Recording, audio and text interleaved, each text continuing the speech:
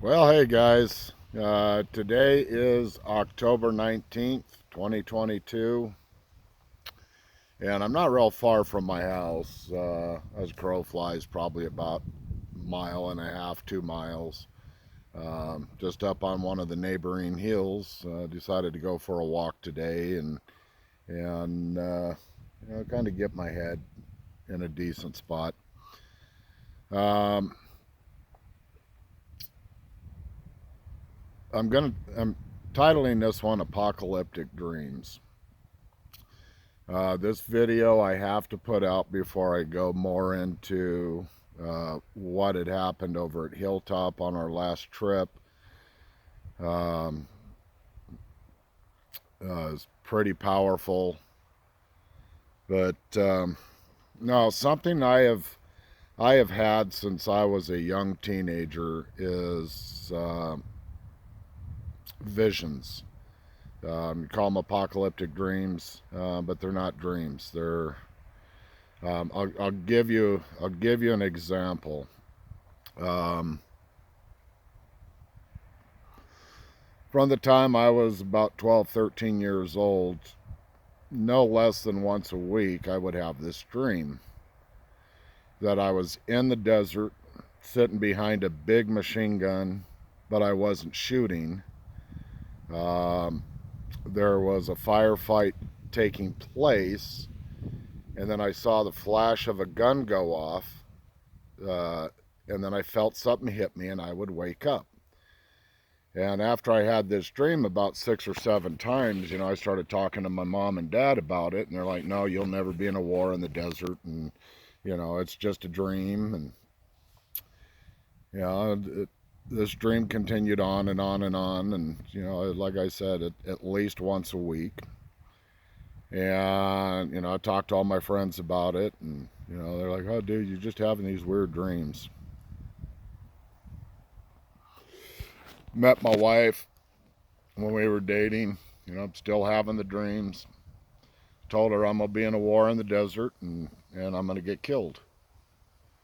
And of course, she wasn't real happy about that. But fast forward, not even thinking, my primary weapon in the United States Army was a Browning M250 caliber machine gun, a large machine gun. Didn't put the two together until on August 2nd of 1990, when Saddam's forces invaded Kuwait, and I got this sinking feeling. I was out in the motor pool along with the rest of my guys out there, and we're listening to the radio broadcast about the invasion into Kuwait from Iraq, and told them, I said, "We're going to war, guys," and they're like, "No, we ain't going to war over this." Yeah, well, I got home that evening, and my wife looked at me, and because she could see the look on my face, and she goes, "Your dream?" And I said, "Yeah, we're going to war, and I'm not coming back." And it was a very hard moment. You know, I'm trying to keep the sun out of this. Having this kind of dream over and over and over again, and so when I stepped on that airplane and said goodbye to my wife and kids, my youngest daughter, she was 4 months old when I deployed. That hands down was the hardest thing I've ever done in my life, because I knew I was never going to see him again. On February 26th of 1991, um, early hours of the Battle of Medina Ridge, largest tank battle in U.S. history. It was early morning. We got word that the 25th or 26th Iraqi infantry out of the Adan division of the Republican Guard was heading right at us. Yeah, they told us, if you got any mail you want out, get it out now. And so fast forward, I'm sitting behind my weapon, and I'm not shooting. Yeah, this light firefight, starts to ensue, and all of a sudden I get that deja vu, and I'm like, "Oh shit!"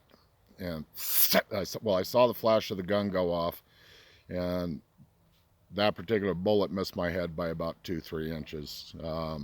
I'm still here, he's not. So these dreams, these apocalyptic visions that I've been given, um, for instance, I can't tell you how many times I've had my flesh melt off my bones because of nuclear detonations. Um,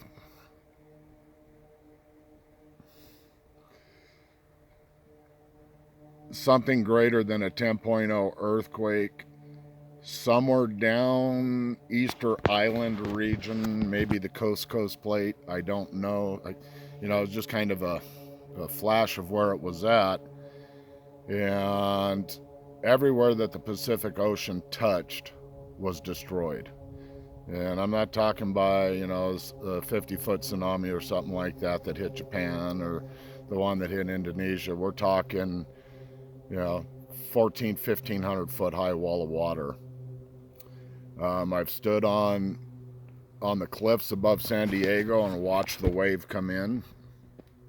And of course, I died in that dream, or that vision. I've stood on the east coast of Hawaii and watched that come in. I've watched Japan disappear completely.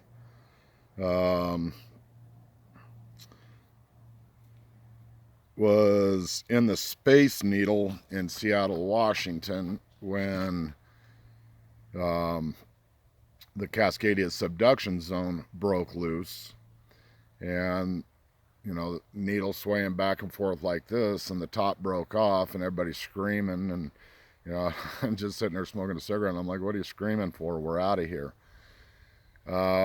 Somewhere east of Houston area, the water just started slowly rising up. That one wasn't like a tsunami. It's just like, the water just slowly started to rise, and as far as I could see, and I knew I was going to drown in that one.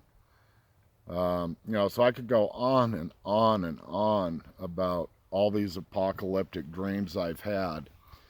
And, and looking at where the world is today, I have some deep concern. Nothing I'm afraid of, nothing any of us should be afraid of, because it's nothing we have control over other than through prayer. But prophecy will, it will happen.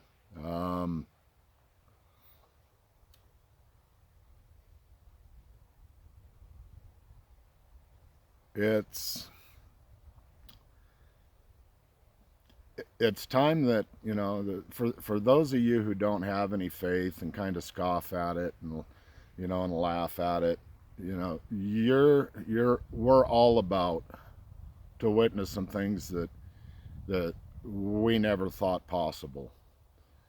Am I going to put a time frame on it? No. But we are going to see it, and we're going to see it a lot sooner than what people think.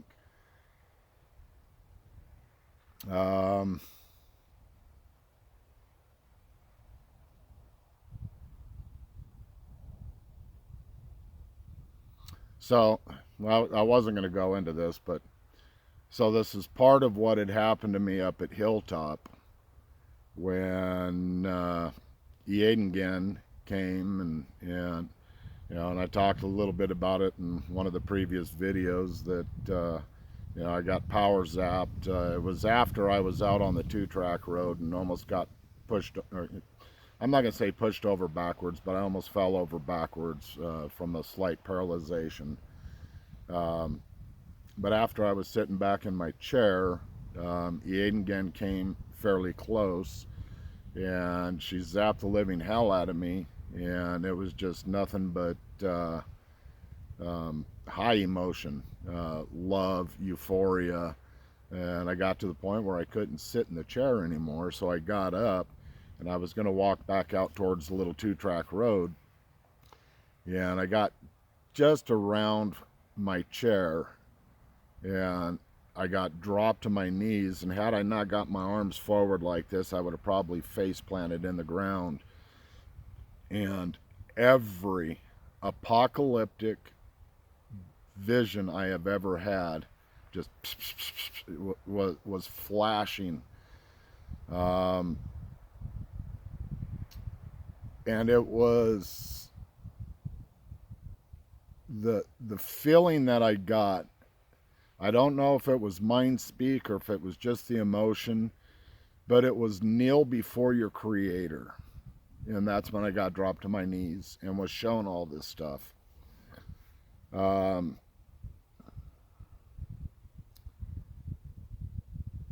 I'm still trying to access what information seemed to be uploaded to me. Um, I don't know if I'm going to be able to access that right now or if that's something for down the road or is going to slowly be released to me. But it was just a plethora of information. Um, First and foremost, I am not a prophet, nor will I ever claim anything like that. I'm not a seer. I'm just a guy who is. I'm very deep in my spiritual beliefs. I'm very deep in my faith. Um, I love Yeshua HaMashiach and that he went to the cross for me. I didn't deserve it. I don't deserve it. I'm the worst person I've ever met. But yet he loved me enough to forgive me of everything. Beautiful thing. But this moment that had happened up there at Hilltop and seeing where everything is at, guys, you know, now is not the time to be in panic. Now is not the time to be in fear. Now is the time to love your neighbors. Now is the time to love your family. Now is the time. Anything you feel you got wrong in life, make it right. You know, the best that you can. I strongly believe that the time is a lot shorter than what people could possibly imagine. Um,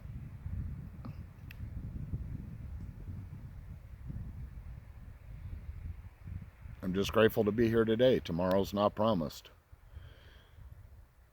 Huh, I thought somebody was here. Hello, my friends. But yeah, tomorrow's not promised, so make the best of today. Love is what it's all about.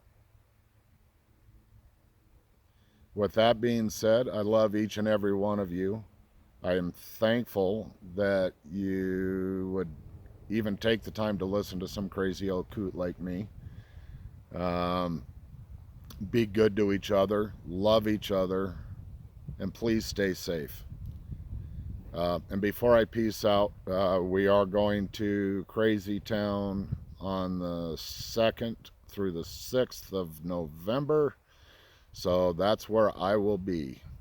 More videos will be made, more love to be shared. With that, peace out.